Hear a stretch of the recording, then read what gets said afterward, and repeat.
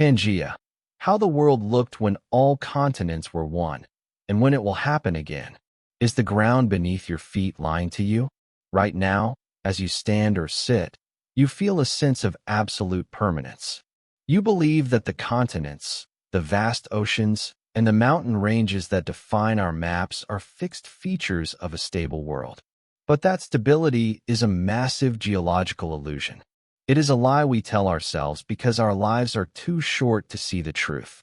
Everything you think you know about the geography of Earth is just a single, fleeting frame in a multi-billion-year movie that is constantly moving, shifting, and rewriting itself. What if I told you that the ground you are standing on is currently traveling at the same speed your fingernails grow? It sounds insignificant, does it not? You cannot feel it. You cannot see it. But over millions of years, this invisible movement creates and destroys entire worlds. Most people live their entire lives without realizing that the map they studied in school is already obsolete. We are living on the shattered fragments of a fallen giant, a single landmass that once held every living thing in one place. But here is the part nobody warns you about. The most unsettling part is not what happened in the past, but what is happening right now. There is a future event, one that is completely inevitable yet entirely invisible to our daily perception, that will fundamentally erase every border, every country, and every coastline we currently recognize.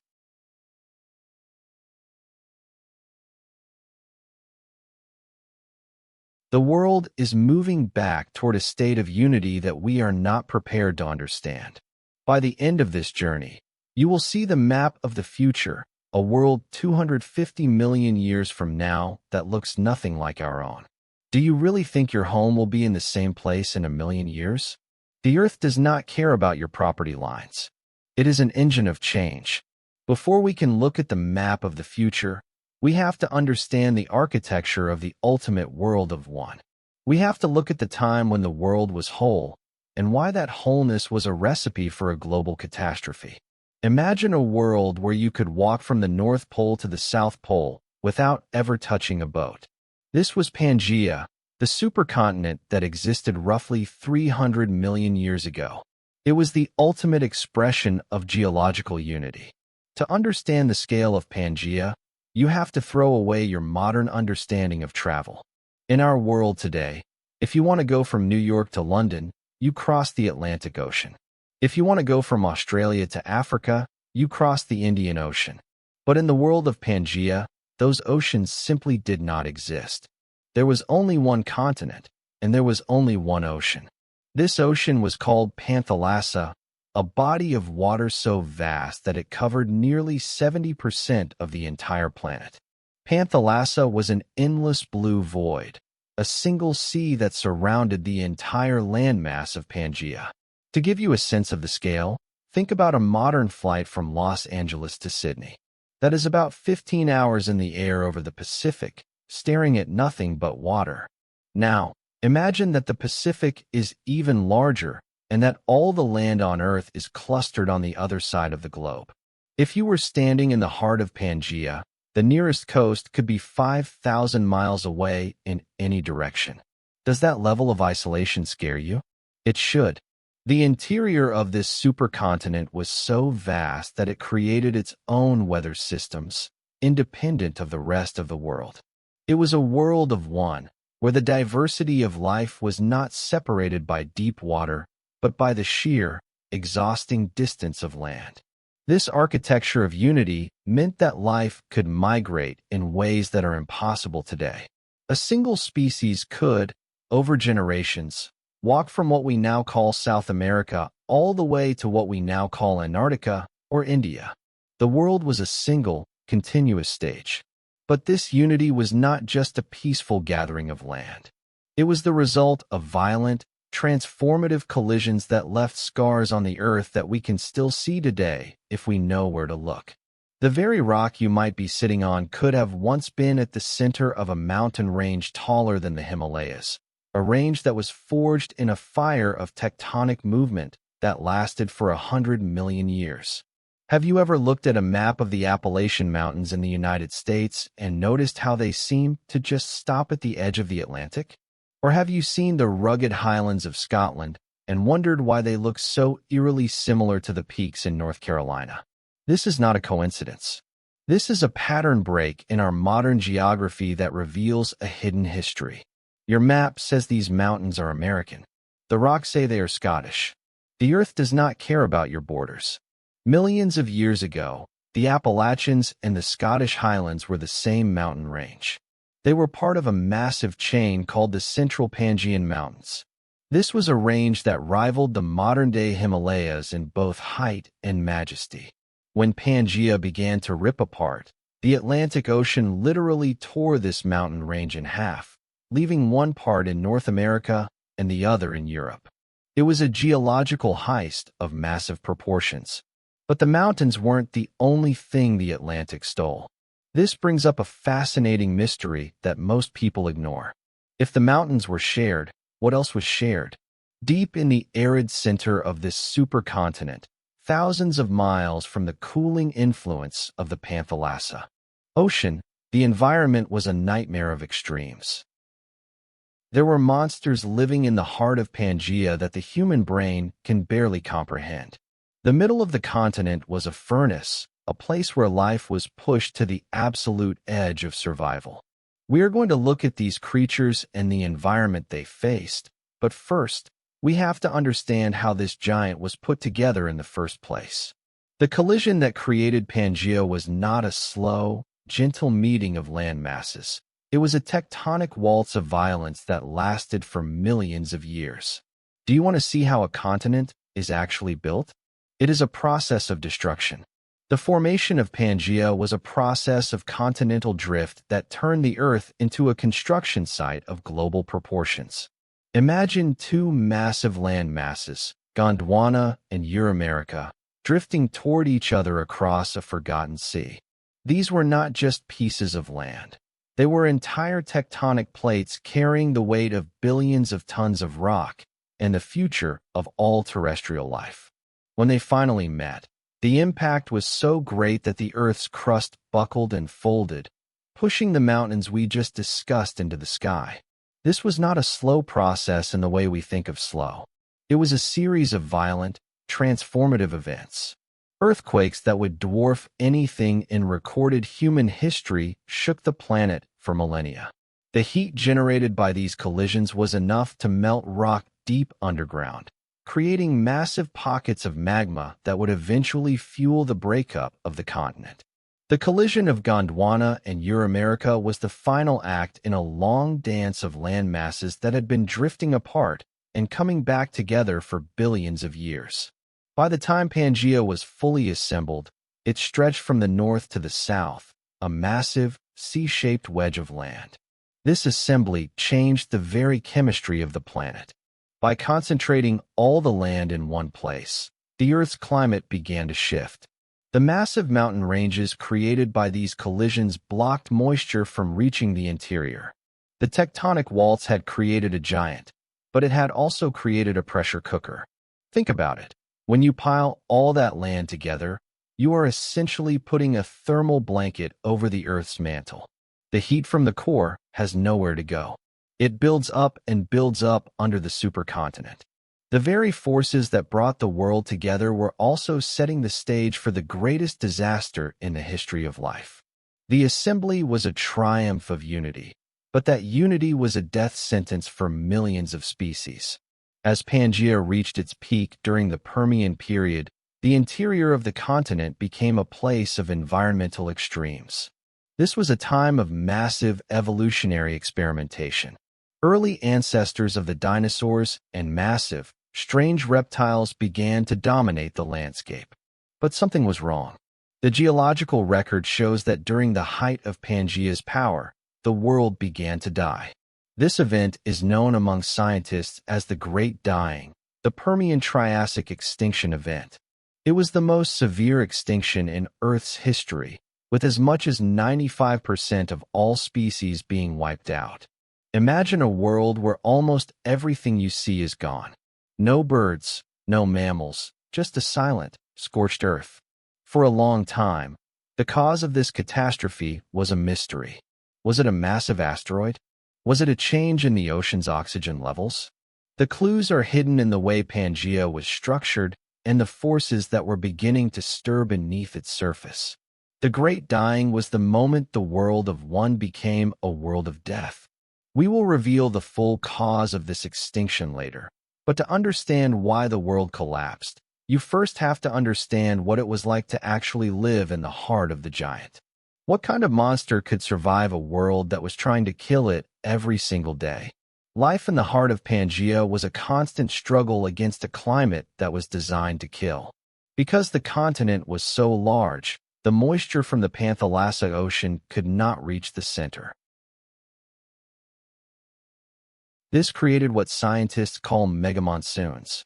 For part of the year, the land was scorched by a relentless sun, turning the interior into a vast, bone-dry desert where temperatures could reach levels that would be uninhabitable for most modern mammals. Then, when the seasons shifted, the massive temperature difference between the land and the sea would trigger monsoons of such intensity that they would flood entire regions in a matter of hours. The sensory experience of Pangea would have been overwhelming. Imagine standing in a desert that stretches for 3,000 miles in every direction.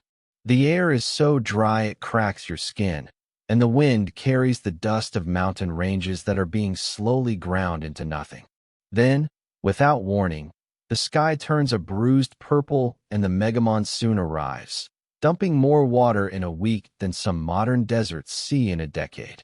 This was the emotional anchor of life on the supercontinent, a state of constant, high-stakes survival. Every living thing had to be a pioneer, adapted to the most extreme swings in weather the planet has ever seen. Can you imagine the sound of those storms? The thunder would have echoed off the central mountain range like a physical weight. The smell of the earth after years of drought suddenly being hit by a wall of water. This was not a world for the weak. It was a world that demanded total adaptation or immediate extinction. And yet, in this furnace, life found a way to thrive in forms that look like they belong in a science fiction novel. Despite these extremes, Pangea was the laboratory for some of the most important developments in the history of biology. This was the era of the early reptiles and the ancestors of the dinosaurs. These biological pioneers had to evolve incredible adaptations to survive the Pangean heartland. Take the Gorgonopsids, for example.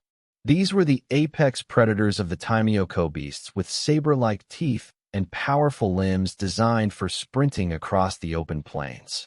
They were the masters of a world of heat. But then you had creatures like the Scutosaurus, a massive, armored herbivore that looked like a living tank. These animals had to endure the megamonsoons and the droughts, moving in vast herds across a continent with no fences and no borders. But here is a pattern break for you. Have you ever wondered why fossils of the same species are found in South America, Africa, and Antarctica? In our modern world, that seems impossible. How could a small, land-dwelling reptile cross thousands of miles of ocean?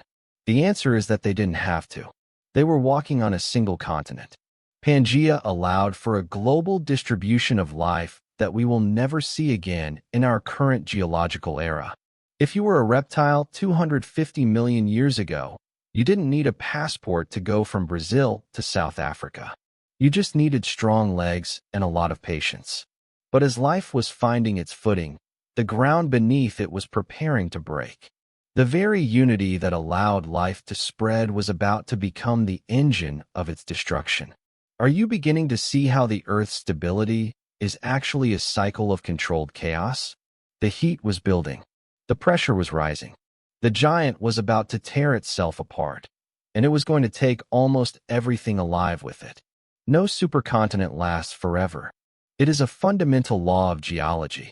The same heat that is trapped beneath the massive landmass eventually causes the crust to weaken and dome upward. Around 200 million years ago, Pangea began to fail. This was not a sudden snap, but a slow, agonizing mechanical failure of the Earth's crust.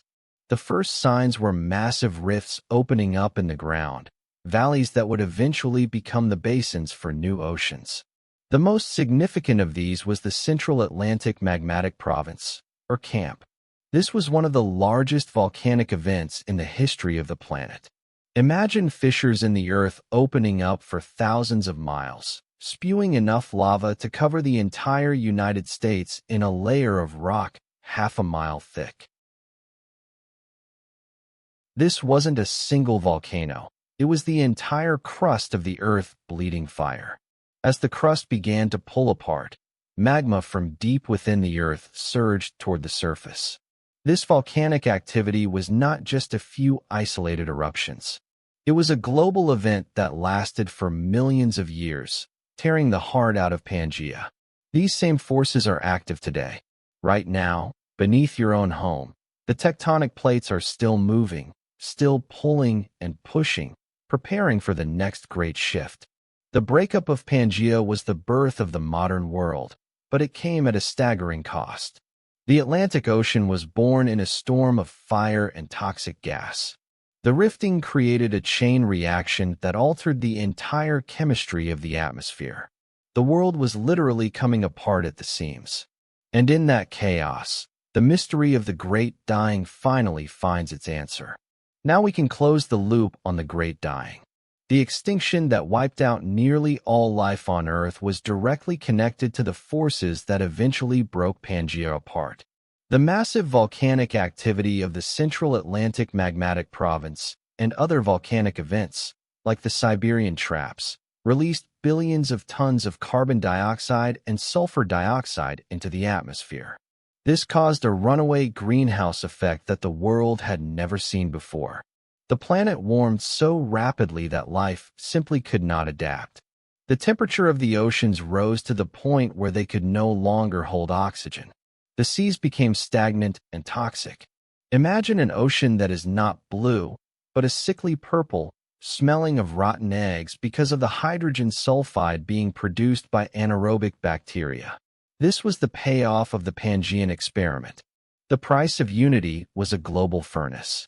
The breakup of a supercontinent is not just a geographical event. It is a biological reset button. The very process of the Earth rearranging its furniture causes atmospheric changes that can end an entire era of life. The Great Dying was the price the planet paid for the transition from the world of one to the world of many. Pangea collapsed.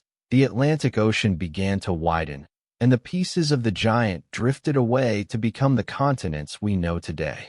But our story doesn't end with a fragmented world.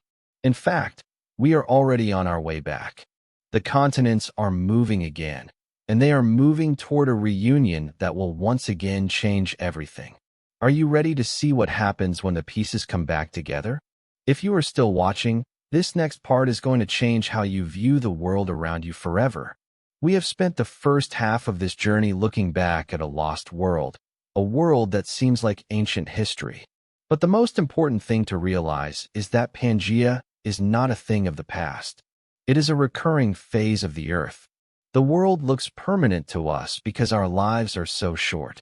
We see the borders of countries and the shapes of coastlines as fixed truths. But the Earth does not care about our maps. We are currently in the middle of a multi-billion-year cycle. The continents are like pieces of a puzzle that the Earth puts together and pulls apart over and over again. This is the part nobody warns you about. We are living in the middle of a breakup, but the makeup is already scheduled. We are going to look at the evidence that proved this cycle exists, and then I am going to show you the map of Earth 250 million years in the future. The return to the supercontinent is inevitable. The world you see outside your window is just a temporary arrangement. It is a guest house, not a permanent home. To understand where we are going, we first have to look at the man who was laughed at for seeing the truth before anyone else. His story is a testament to the fact that the truth is often hidden in plain sight, if only you have the courage to look at the map differently. In the early 20th century, a meteorologist named Alfred Wegener looked at a map of the world and saw something that everyone else had ignored. He noticed that the coastlines of South America and Africa fit together like pieces of a jigsaw puzzle.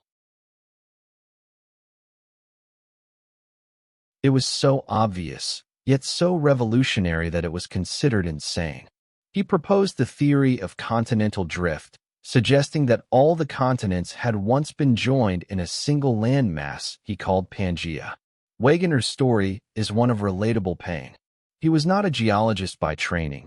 He was an outsider, and the scientific community of his time ridiculed him with a ferocity that is hard to imagine today.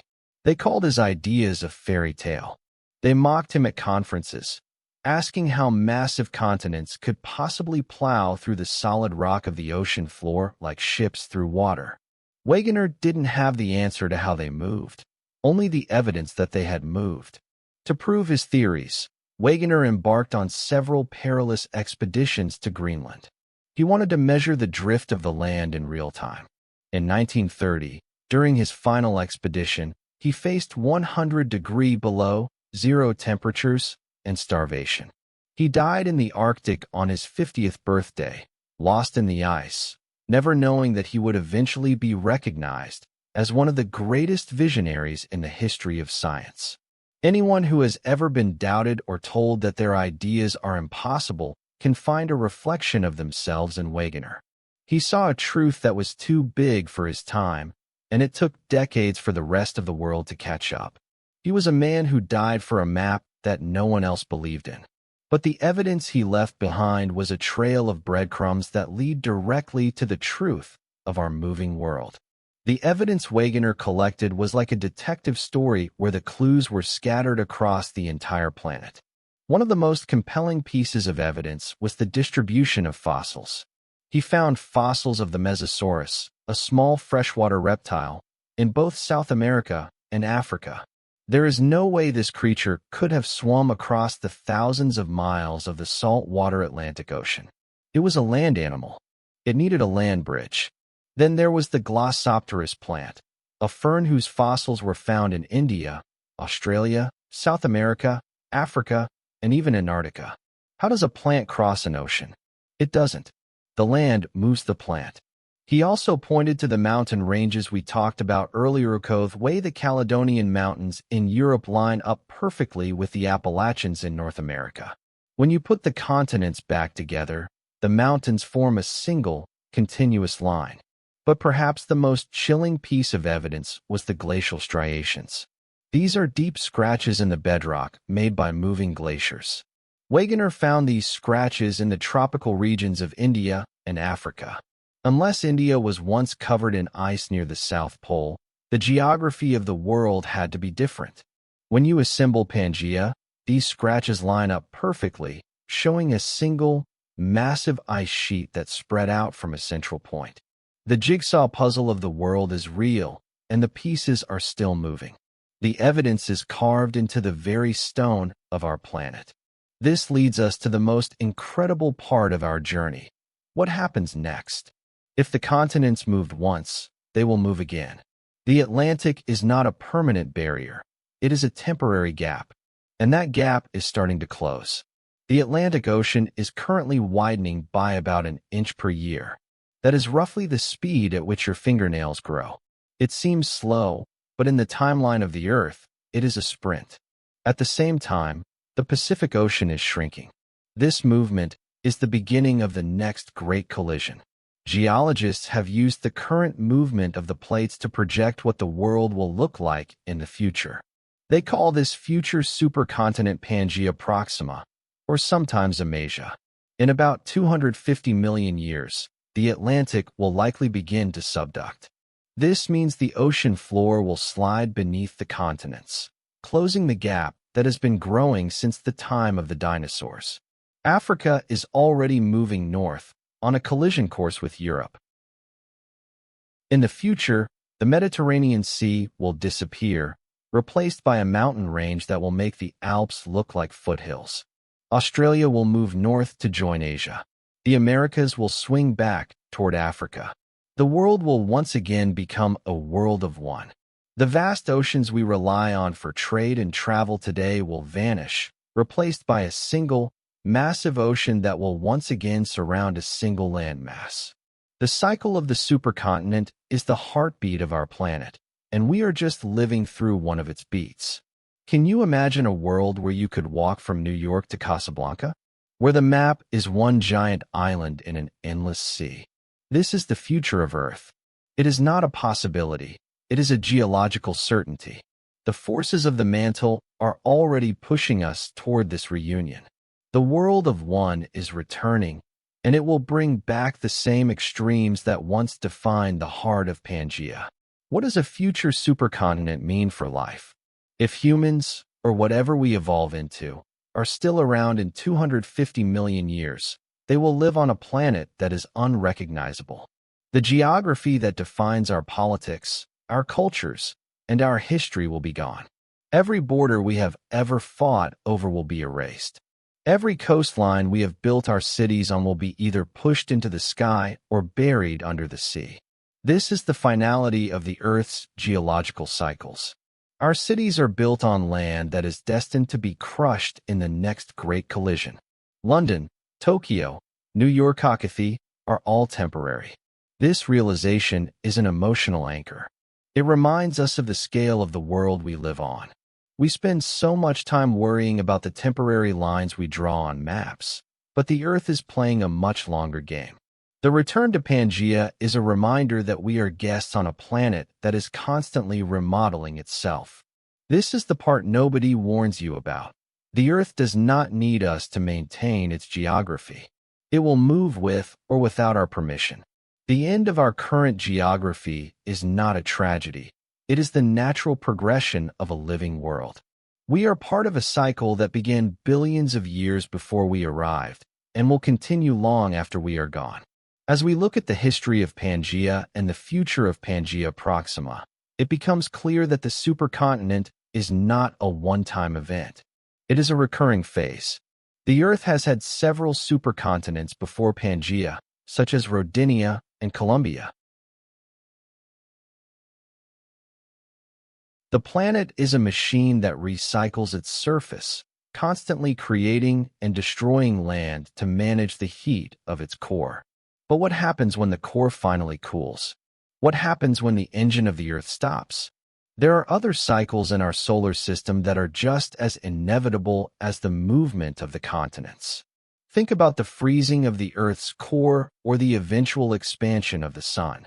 The story of Pangea is just one chapter in a much larger story of a changing universe.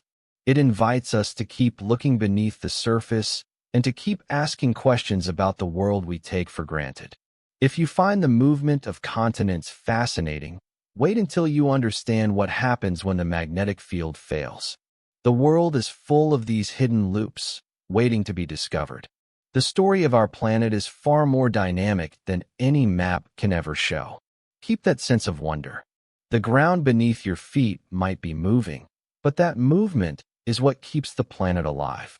It is the pulse of the Earth, and as long as that pulse continues, the map will keep changing.